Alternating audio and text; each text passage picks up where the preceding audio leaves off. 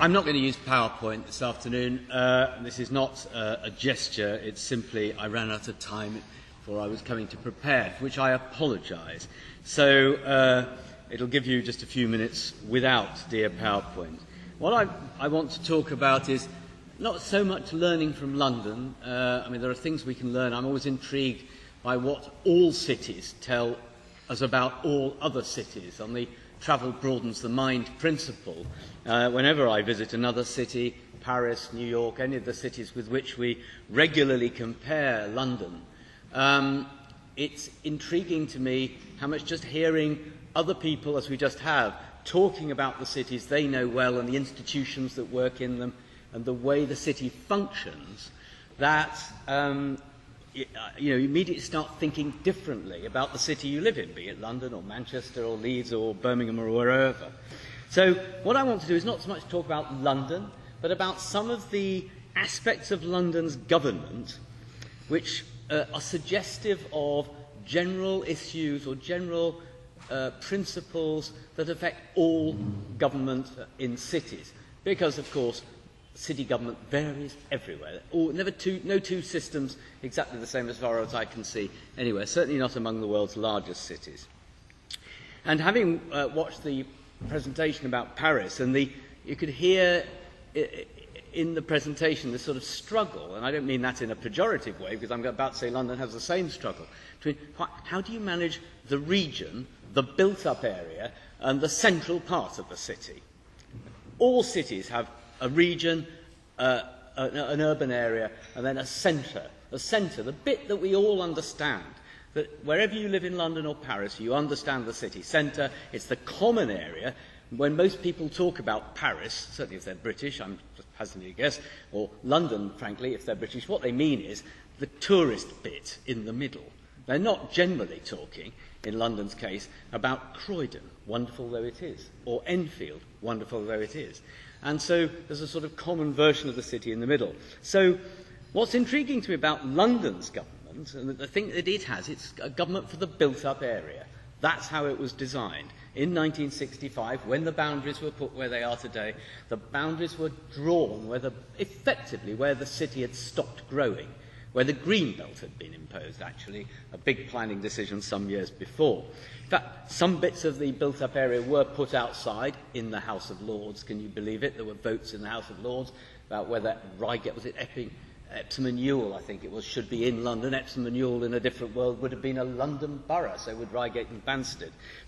But most of London's built-up area is in London. But the rest of the city region, another 10 million people, are not. And indeed the weakness of the government compared with the Ile-de-France arrangement, I mean the Ile-de-France arrangements are not particularly strong, but at least they exist. At least there is a conscious, you can kind of have statistics and think about the Ile-de-France. Whereas the Greater South East, which is the broad equivalent, so London plus the South East and East, you can add the statistics for the three together.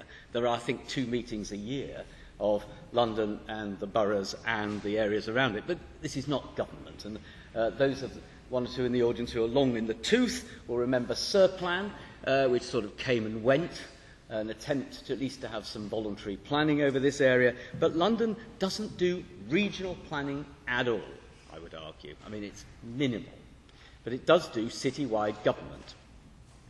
So that's something that intrigues me. Now, the Grand Paris exercise, it seems to me, is an attempt to do something for the built-up area broadly. It's an attempt to do something a bit like Greater London for Paris. But, of course, it carries with it the complexity. You end up with government at the Ile-de-France level, the Grand Paris level, and the central area level, which is such a powerful institution, particularly given how fragmented government is in the Paris region outside outside the city itself. If we think London or the southeast government's fragmented compared with inside the Ile-de-France, it is actually a large collection of large authorities in Britain. Our counties and districts are big compared with the analogous ones in Paris.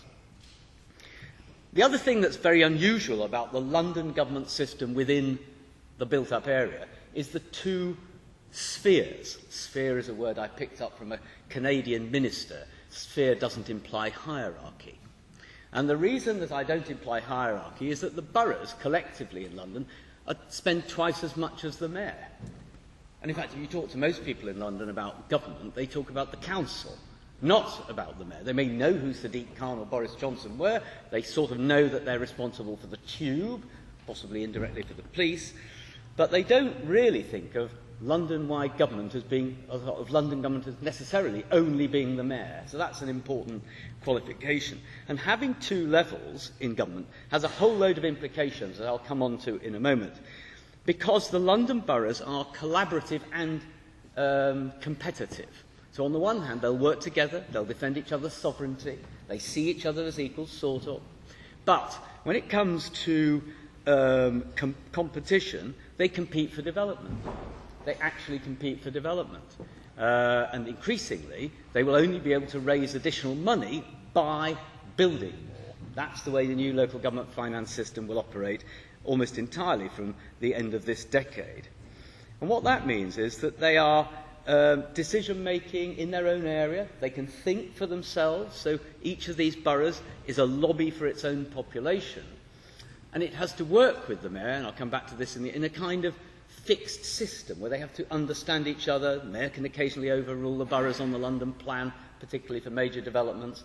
But generally, they are sort of co-equal.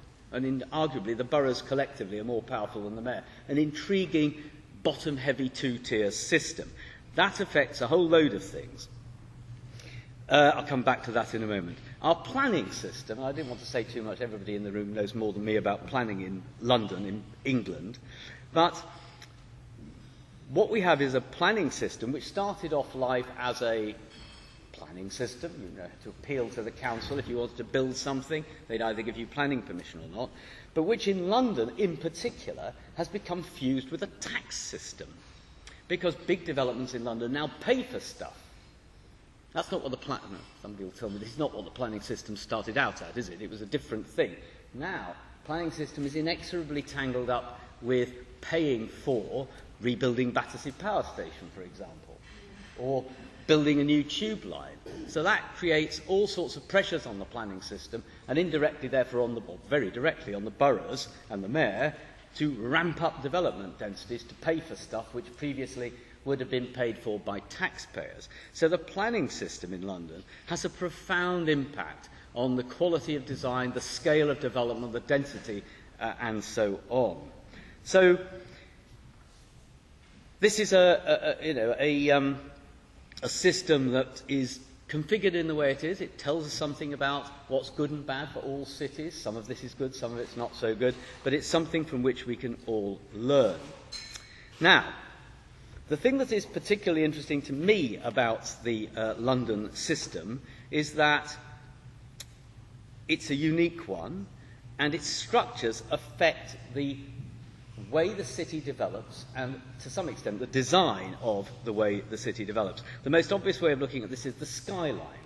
Play this following mind game with me. Imagine in 1965 there hadn't been set up 32 boroughs, but just a single citywide authority.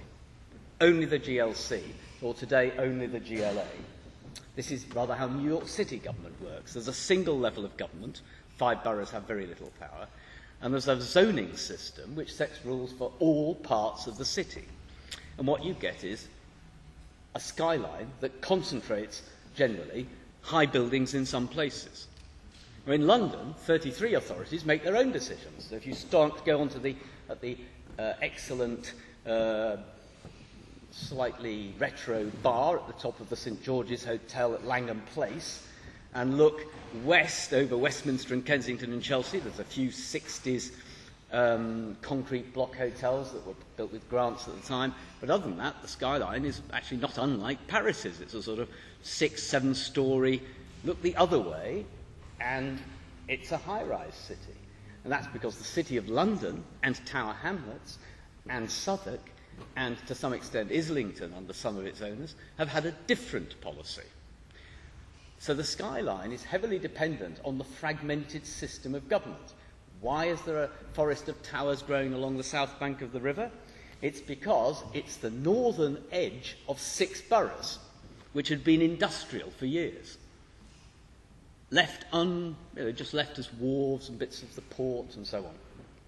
And as the London property market has rocketed ahead in recent years, that empty land has become available. But each borough is doing its own planning in this northern part of itself, and so you get a whole series of decisions, and then an enormous backlash of campaigners saying, oh, why don't we have a skyline policy?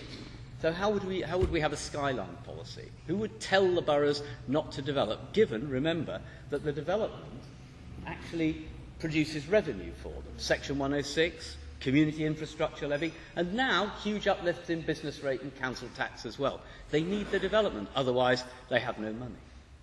Now, so if you say, well, we're not going to have any more development, nothing we see from the central area and north of the river, which is what some of the campaigning sometimes sounds like, then that would mean that the southern boroughs couldn't develop and would have less revenue.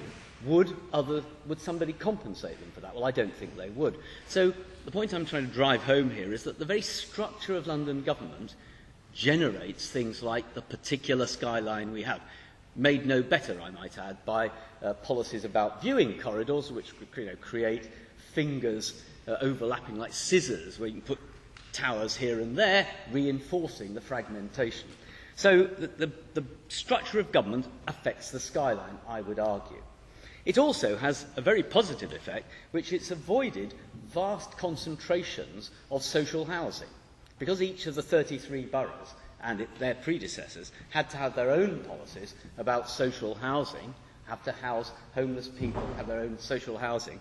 In fact, almost wherever you go in London, there are relatively affluent households and social housing within 150 metres of each other, certainly 300 or 400 metres of each other. There is social housing just south of Oxford Street. There is social housing all over Pimlico. So it's not as if we've created enormous areas outside the city with huge social housing estates, because in some ways the boroughs, though we have got one or two of those, they're not nearly as big as they might have been because the boroughs built them at borough scale. The biggest ones we have are ones built by the GLC or by the GLC. They did build at scale. Thamesmead, Roehampton, actually, that was the LCC. But so bigger governments will build you bigger social housing areas. We don't think that's a good idea anymore, I think. So actually, again, the structure of government has to some extent fragmented social housing and fragmented or created the particular very loose structure in so many different ways that London is famous for. And I would say to people who say, well, perhaps we need fewer boroughs, be careful what you ask for. Would it really be better if we had 5 boroughs? They'd be very big. Each one would be 50% bigger than Birmingham. And I'm not sure they'd be very local at that point. So I would argue that London's two-tier system also allows, one final point, outer areas and poorer boroughs to have their own lobby. Because each one has its own council with its own councillors, it is a lobby to keep its needs to development and its population's needs on the agenda. I think it's far harder, again, if you imagine, play the mind game of a single government trying to do everything from one central point, to do that. And the reason for that is, cities, big cities, are infinite. If you know one part of the city, the bit you live in, or another part you used to live in, or a third part where you've worked, but the other 95% is just hard to imagine. And so trying to plan it all from one point is always going to be difficult. Trying to plan it from 32 points or 33 points in London, not always that easy, but you might easily, at least the people who are doing it, have a mind's eye view about, when they talk to designers and architects and others, what the place is like, how it functions, what's it like at 3 in the morning. Important point. Now, I'm nearly done. A few final thoughts, really. So the first one, which I've already said 4 times, so I won't say again, well, I will say again, actually, is that city government and governance arrangements affect the look and shape of a city. They really affect the structure of it, its flexibility, its capacity to change. You don't just get one policy for the whole city. If one borough doesn't like towers, another one will. One borough wants to ban a film. This has happened in living memory. Another borough next door will show it in the cinemas. Flexibility means the capacity to compete and to change and to be flexible, and this is very important for London. Second, I haven't mentioned this up till now at all, but I was just thinking, listening to the previous presentation, I'm always struck by the fact that transport and planning, which we undoubtedly dignify with enormous importance, and rightly so in cities, because they're very important, in my view, they are necessary but not sufficient. For Londoners here, think about the Victoria Line. Victoria Line, now massively improved, it must be said, has run its length from Walthamstow to Brixton, apart from a couple of early years when it didn't quite go the whole distance, since the mid-1960s. And yet, at the North End, very, very well connected to the West End, places like Seven Sisters, Black Horse Road, Tottenham Hale, Walthamstow Central, they're 15, 18 to 19 minutes from Oxford Circus, and they have been since the 1960s. Yet, not quite enough for that area. This is now developing, but to develop and to become better off. Yet in King's Road in Chelsea, very rich indeed, virtually no public transport, really. I mean, once you get to Sloane Square, that's it. So I'm not saying we don't need transport, of course we do. I'm just making the point that it's more than transport and planning that makes areas successful in a city. And that leads me to my last 2 points, really. One is, of the two, we talk a lot about government, and I'm very interested, over-interested in government. But every time I do a talk, particularly for visitors from overseas, I point out the fact that after 40 minutes of listening to me grinding on about government systems, it's developers in the end who drive the city forward, London in particular. Without developers who are now, I would argue, almost a parastatal element, which boroughs and City Hall and the government use to deliver change, along with architects and people who work with developers, they're hugely important. They have been for 300 or 400 years in London, at precisely delivering what the city becomes. And so never underestimate the need to regulate, to work with, to love, to understand developers. And my final point, obvious I know, is that, of course, despite all our discussions, and I'm more interested, to say, than anybody in planning, structures, transport, all of this, the reason all this matters, of course, is that the people, we, in many cases, who live in all of this, have to feel that it's accountable, government system, know that we can have some access to the people who make decisions, because without that there is disconnection. But that it is, in the end, the people who live in a city and